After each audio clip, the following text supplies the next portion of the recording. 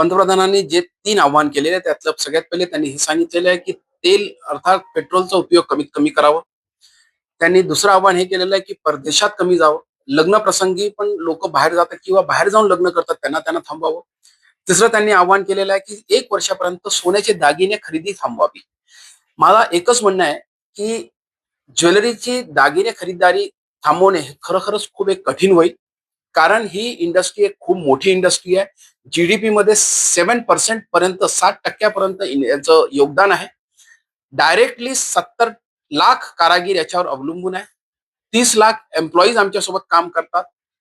Overall जर बघितलं तर 1 ते सव्वा कोटी लोकं डायरेक्टली याच्यावर रोजगार उपलब्ध करतात आणि 1 वर्षापर्यंत जर ज्वेलरी खरीददारी बंद झाली, तर 1 ते सव्वा कोटी लोकांपर्यंत बेरोजगारीचा एक मोठा संकट येऊ शकतं. मला असं वाटतंय प्रधानमंत्रींचं असं म्हणणं असावं, की जे लोकं इन्व्हेस्टमेंटसाठी खरीददारी करतात, त्यांनी ती खरीददारी थांबवावं. त्याच्यासाठी ॲज अ ज्वेलरी इंडस्ट्रीच्या चेअरमॅन होण्याच्या नाते मी पण तेच सांगेल, इन्व्हेस्टमेंटच्या दृष्टीने खरीददारी करणं नक्कीच थांबवावं. परंतु ज्वेलरी खरीददारी करणं हे योग्य होणार नाही थांबवणं. त्याच्यासाठी एक मोठा बेरोजगारीच्या व्यतिरिक्त या इंडस्ट्रीला सपोर्टिव्ह अशा भरपूर इंडस्ट्री असतात. जसं की packaging industry, architecture industry, uniform industry अशा भरपूर इंडस्ट्री याच्यासोबत संलग्न असतात. त्याच्यामुळे मोठा इम्पॅक्ट जी-डी-पीवर पण पडू शकतो. त्याच्यामुळे ज्वेलरी खरीददारी थांबवणं ते योग्य होणार नाही. मला एकच म्हणणं आहे, की ही इंडस्ट्री खूप अ, चांगली इंडस्ट्री आहे आणि ही 5,000 वर्ष जुनी इंडस्ट्री आहे.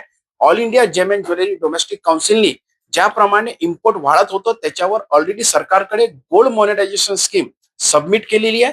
ती लवकरात लवकर लागू करावी, जेणेकरून जे आपलं इम्पोर्ट एक वर्षभरात 600 ते 700 टन जे दर वर्षाला होत आहे, ते 100 टन किंवा 150 टनापर्यंत येऊ शकेल आणि याचं एंड टू एंड सोल्युशन आम्ही सरकारला दिलेलं आहे. सोबतच याची जिम्मेदारी पण आम्ही घेतोय, की ही योजना पूर्णपणे राबवायची, जेणेकरून भारतीय लोकांकडे जे जवळजवळ 40,000 ते 50,000 टन सोनं अवेलेबल आहे, ते सोनं आपल्या चलनात कसं यावं, त्याची योजना आम्ही ऑलरेडी सरकारला दिलेली आहे. खरं ही नेमकी स्कीम काय आहे? गोल्ड मॉनिटायझेशन जे तुम्ही सांगताय आणि त्याचा कसा अवलंब होऊ शकतो? बघा, गोल्ड मॉनिटायझेशन स्कीम अशी स्कीम आहे, की भारतीय लोकांकडे जे सोनं, असं सोनं जे उपयोगात नाही आहे, ते मोनेटाईज अर्थात ते चलनात कसं आणावं, त्याच्यासाठी ही योजना आम्ही सबमिट केलेली आहे.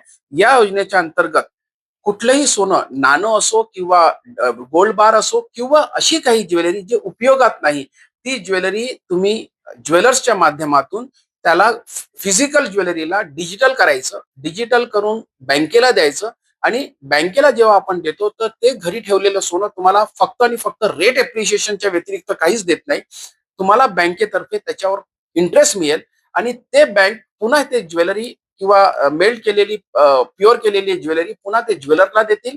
म्हणजे फिजिकलला डिजिटल, डिजिटलला फिजिकल करून उपयोगात आणता येईल. म्हणजे हे पूर्ण सर्कल हा पूर्ण आम्ही सरकारला सबमिट केलेला आहे. जेणेकरून ज्वेलर्सला पण रॉ मटेरियलसाठी दागिने घडवायला बुलियन फॉर्ममध्ये गोल्ड मिळेल आणि हे पूर्ण सर्कल कंप्लीट होईल आणि याच्या माध्यमातून आपला इम्पोर्ट जो 600 ते 700 टन दर वर्षाला एक ॲव्हरेज आहे, तो जवळ-जवळ नाहीसा करता येईल. कुठेतरी अग्रेसिव्ह बाईंग होण्याची शक्यता ह्या सगळ्या निर्णयामुळे किंवा अचानक केलेल्या सूचनेमुळे? नक्कीच कालपासूनच हे जेव्हा वक्तव्य प्रधानमंत्रींकडनं जेव्हा आलेलं, तेव्हापासूनच मला खूप कॉल यायला लागलेले. अग्रेसिव्ह बाईंग पण होऊ शकतो असं नाही म्हणायला हरकत नाही. कारण बरेचदा ज्या गोष्टीला आपण नाही म्हणतो ती उलटी लोकं असं अजून करायला बाहेर निघतात. त्याच्यामुळे आजचा दिवस कसा जाईल ते माहीत नाही. परंतु मला एकच सल्ला राहील, पर्याप्त भारतात सोनं आहे. पर्याप्त लोकांना कुठेही कमी होणार नाही. फक्त आणि फक्त अग्रेसिव्ह बाईंग किंवा इन्व्हेस्टमेंट बाईंगसाठी थोडं लोकांनी थांबावं आणि जे खरोखरच ज्यांच्याकडे लग्न प्रसंग आहे, ज्याच्याकडे कार्यक्रम आहे, त्यांनी खरीदारी कुठल्याच प्रकारची करू सरकारतर्फे कुठलीच अशी रोकथाम आम्हाला दिलेली नाही.